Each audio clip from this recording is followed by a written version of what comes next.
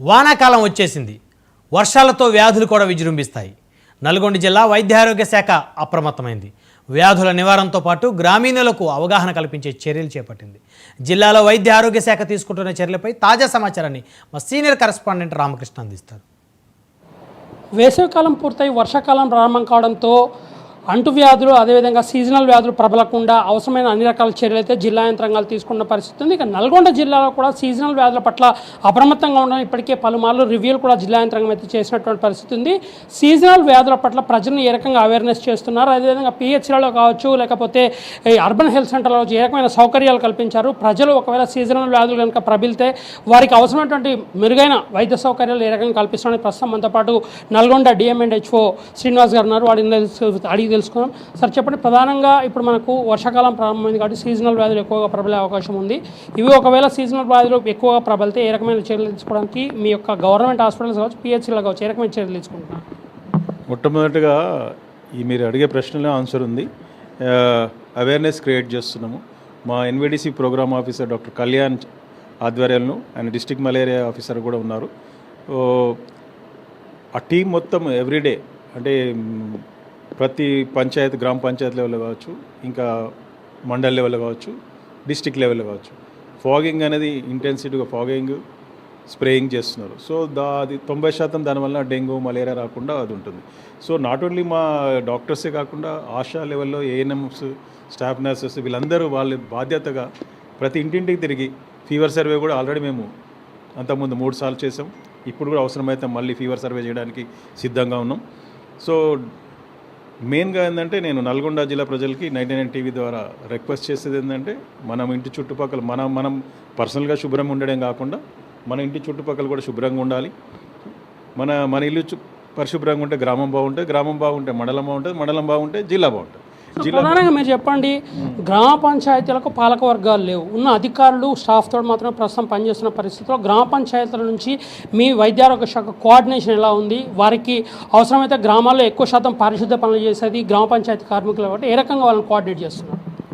మా జిల్లా collector madam అన్ని డిపార్ట్మెంట్స్తో కోఆర్డినేషన్ మీటింగ్ కూడా ఎవ్రీ వీక్లీ ఒకసారి పెట్టడం జరుగుతుంది. మొన్న రీసెంట్గా కోఆర్డినేషన్ మీటింగ్ జరిగింది.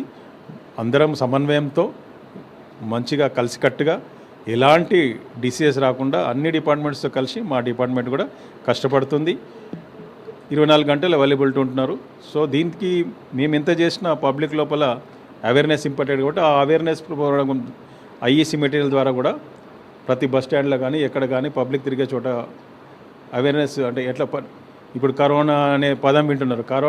కరోనా ముందు మనం అందరం ఏమనుకున్నాం, కరోనా వచ్చినప్పుడు హ్యాండ్ వాష్ చేసుకోవాలి, దూరంగా ఉండాలి, శానిటైజేషన్ వాడాలి అని చెప్పేసి అటువంటి అప్పుడు ఒక పీరియడే కాకుండా every day is a dry day లాగా పాటిస్తూ personal hygiene important, village hygiene important. అవి మా వాళ్ళు అన్ని ఇంకోటి ఏంటంటే ప్రతి బస్సు దవాఖాన కానీ పల్లె దవాఖానలో కానీ పిహెచ్సిలో కానీ మా డాక్టర్స్ మా స్టాఫ్ 24 గంటలు అవైలబిలిటీ ఉంటారు. మందులు అన్ని రకాల మందులు అవైలబిలిటీ ఉన్నాయి. ఈ మందు లేదు ఆ మందు లేదు అనేటువంటి గాసిప్స్ నమ్మొద్దు.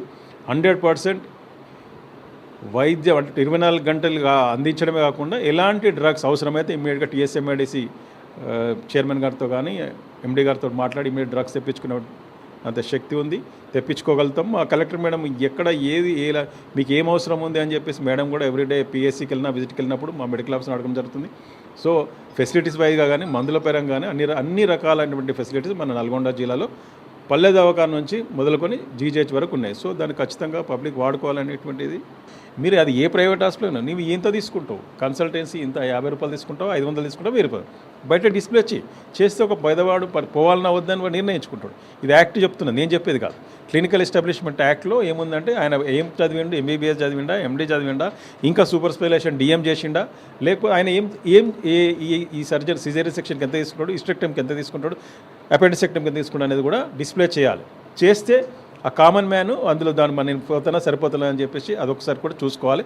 ప్రౌడ్గా మన యొక్క మీ బాధ్యత కూడా అక్కడేమన్నా చదువుకొని కూర్చుంటే మాకు ఇన్ఫర్మేషన్ ఏంటి ఇమ్మీడియట్ యాక్షన్. నాకు తెలిసిన వరకు fake clinics fake hospitals qualified అయితే లేవు. 784 ఉన్నారు. 784కు మా చదువుకున్న యూనివర్సిటీ నుంచి మంచి డిగ్రీ ఉన్న వాళ్ళకి మేము రిజిస్ట్రేషన్ ఇచ్చినాం. ఒకవేళ ఇంకా ఏమన్నా పొరపాటున ఫేక్ డిగ్రీలు పెట్టుకుంటే మాత్రం నీ 99 టీవీ ద్వారా హెచ్చరిక చేస్తున్నా, డెఫినెట్గా వాళ్ళ మీద యాక్ట్ ప్రకారం చర్యలు తీసుకోకుండా కూడా క్రిమినల్ కేసులు కూడా ఫైల్ చేస్తాం.